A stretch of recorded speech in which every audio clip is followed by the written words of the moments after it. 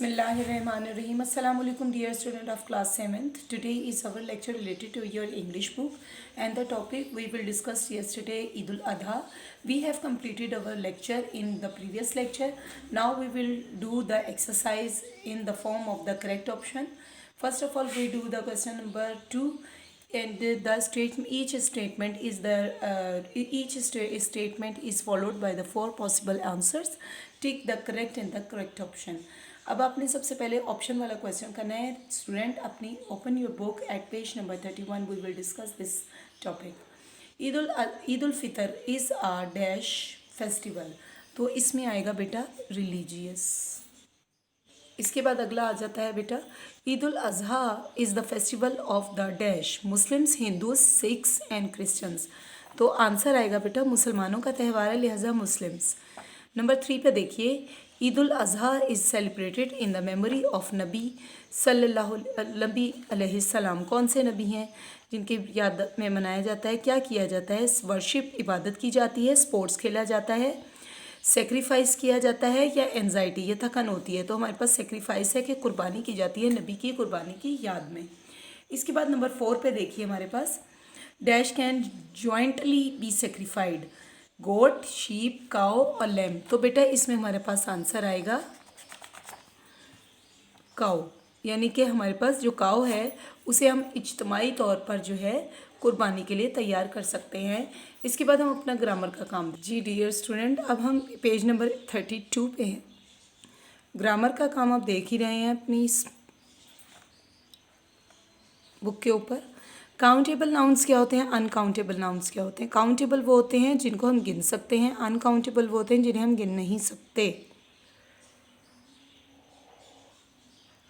Countable nouns are the names, things, person that can be found counted, जैसे child, cow, books, pen वगैरह.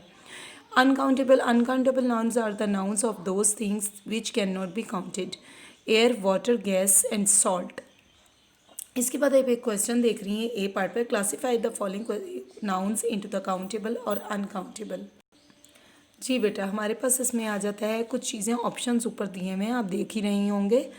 Sand, bag, sugar, dust, box, ship, oil, medicine, bell और आखिर में आ जाता है हमारे पास milk. तो बेटा हम कौन सी चीज़ें गिन सकते हैं, कौन सी चीज़ें हम नहीं गिन सकते, इन डब्बों में हमने उनको फिल करना है. अब उन्होंने 2 मिसालें दी हैं. बैग को हम गिन सकते हैं लेकिन रेत के ज़रात को हम सैंड को नहीं गिन सकते. इसी तरह इसमें से एप्पल, चेयर, टेबल या यहाँ पे जो चीज़ें दी हैं उनमें देखें. जी स्टूडेंट आप देख सकते हैं हमारे पास कुछ जो ऑप्शन में चीज़ें दी थी अब उनको हम काउंटेबल और अनकाउंटेबल की सूरत में लदा करेंगे. सबसे पहले जो चीज़ है मेरे पास बैग और शुगर को उन्होंने बता दिया है. इसके साथ है शुगर के बाद सैंड और बैग के बाद शुगर. शुगर को आप नहीं गिन सकते. चीनी के दानों को आप गिन नहीं सकते. डस्ट को भी नहीं. बॉक्स को आप गिन सकते हैं. शिप को आप गिन सकते हैं. मेडिसन को आप गिन सकते हैं. बेल को गिन सकते हैं जिसे आप गांठ कहती हैं. और इसी तरह जिनको नहीं गिना जा सकता वो क्या है, ऑयल,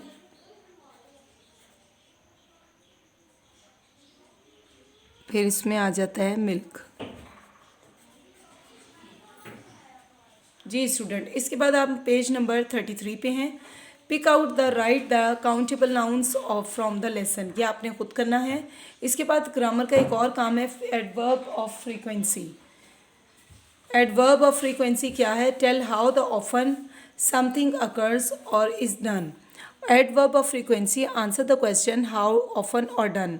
अब जो लफ्ज़ होते हैं ऑफन और जो हमारे पास है हाउ, ये हम देखते हैं किस तरह इस्तेमाल होते हैं. They are always, often, never, seldom, rarely,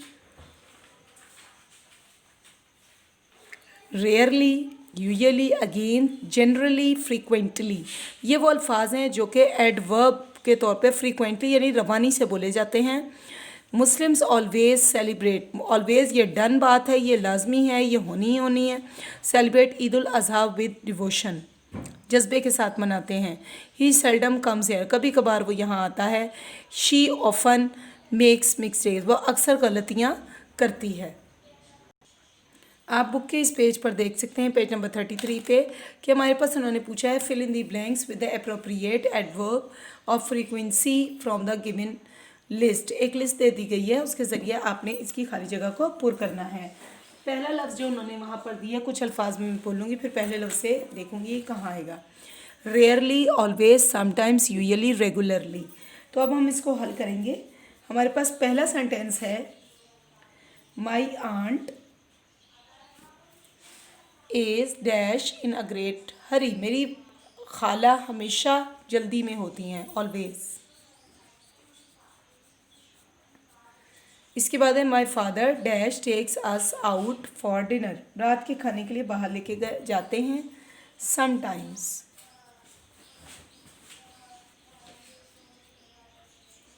sometimes. इसके बाद नंबर 3 पे देखिए, Ahmed dash wants to play cricket on holiday. Ahmed जुमे वाले दिन यानी छुट्टी वाले दिन जो है वो हमेशा खेलने के लिए जाता है। तो यहाँ पर आ जाएगा यूजुअली, USUALLY, यूजुअली। इसके बाद आ जाएगा number 4, my sister dash helps mother in the house hold work. यहाँ पे आ जाता है रेगुलरली, बाकायदगी से वो अपनी अम्मी जान का हाथ बटाती है। Eid is dash a happy occasion for the poor people. तो यहाँ लिखा जाएगा Eid is rarely.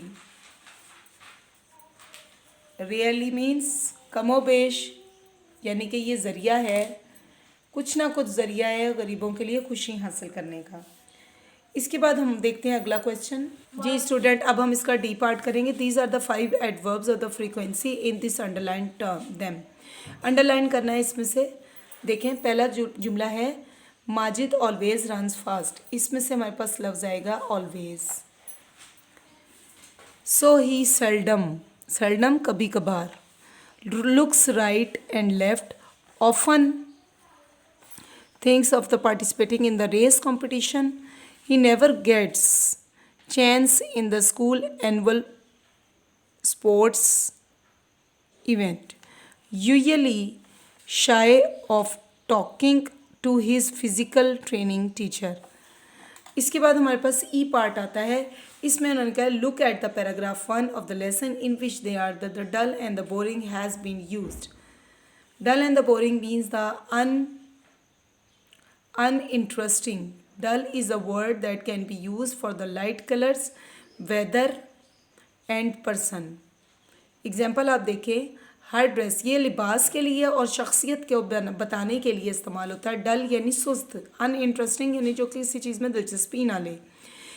Her dress was rather डल, उसका जो सूट है या जो उसका लिबास है ये इतना ज़्यादा ब्राइट यानी चमकदार नहीं। जी स्टूडेंट्स, आगे देखिए, हमारे पास दिन के लिए भी डल का लफ्ज़ इस्तेमाल होता है, रंगों के लिए भी होता है, ब्राइट कलर्स क्लाउडी डे के लिए भी होता है। Yesterday was a dull day. Dull day से मुराद है कि ज़्यादा ब्राइट चमकदार नहीं था, सूरज नमूदार नहीं था ज़्यादा, क्लाउडी या बादल छाए हुए थे। There are the 2 dull students in the class. Slow और अंडरस्टैंडिंग के लिहाज से जो स्लो होते हैं उन स्टूडेंट को भी डल कहा जाता है। इसमें एक और देखें, एंड को उन्होंने वाजे किया हुआ है, हाईलाइट किया है। Is the another such word, consult a dictionary and the 3 sentences indicating the different shades of the meaning of the end के मुतालिक आपने जुमले बनाने हैं।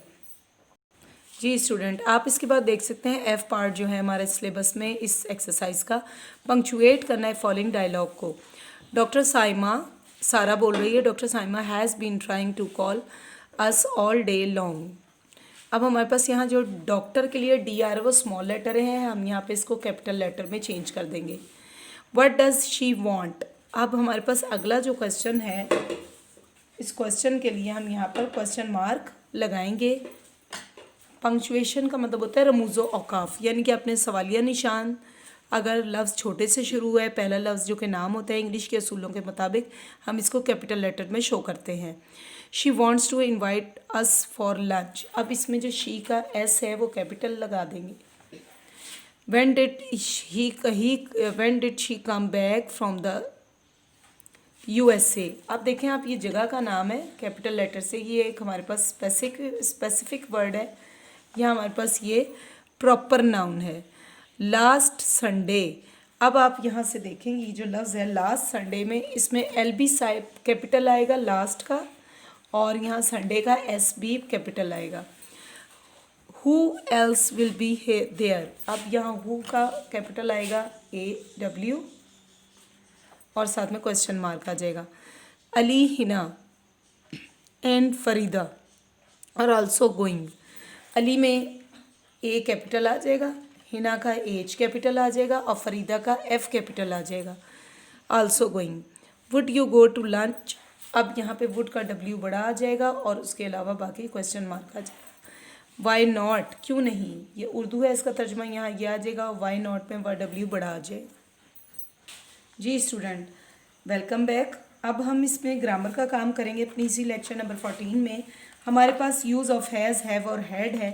मौजूदा ज़माने का ये, जैसे मैंने प्रीवियस लेसन में भी आपको बताया था कि हैज़ जो है वो हमारे पास सिंगुलर पर्सन के लिए इस्तेमाल होता है। इसी तरह हैव जो है वो हमारे पास प्लूरल के लिए इस्तेमाल होता है।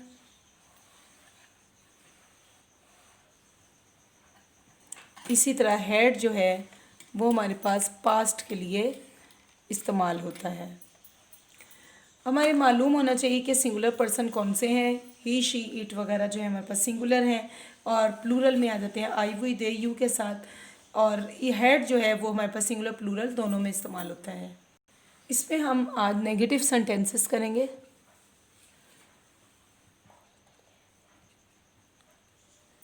सेंटेंसेस हैं यानी मनफी फ़िक्रात।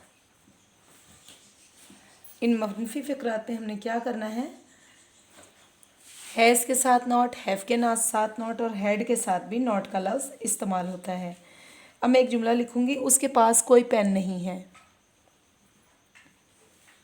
पास कोई पेन नहीं है। आपने जुमला लिखना है, he has no pen. Simple सा जुमला है। मेरे पास पैसे नहीं थे। मेरे पास पैसे नहीं थे। तो जुमला बनेगा, I had not got any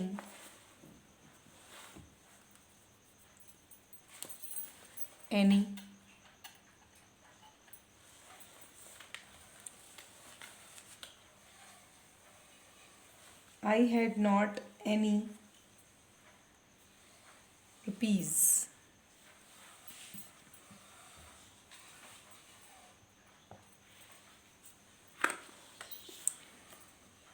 अब एक और मैं जुमला लिखूंगी, इनके पास किताबें नहीं थीं। जुमला है, इनके पास किताबें नहीं थी। जुमला मैं बनाऊंगी, दे हैड नॉट बुक्स। एक और जुमला प्रेजेंट में लूँगी, ये पास्ट के जुमले थे। हमारे पास 10 रुपये हैं। हमारे पास 10 रुपये नहीं हैं। इंग्लिश क्या होगी, we have not 10 rupees.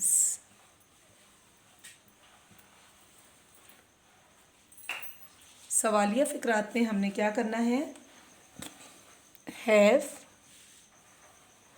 Has और हैड, इन सब को फ़क़रात के शुरू में ले आएंगे तो जुमला सवालिया या इंटेरोगेटिव बन जाएगा। हमारे पास ये इसमें जुमला में लिखूंगी, क्या तुम्हारे पास कोई पैसा है? क्या तुम्हारे पास कोई पैसा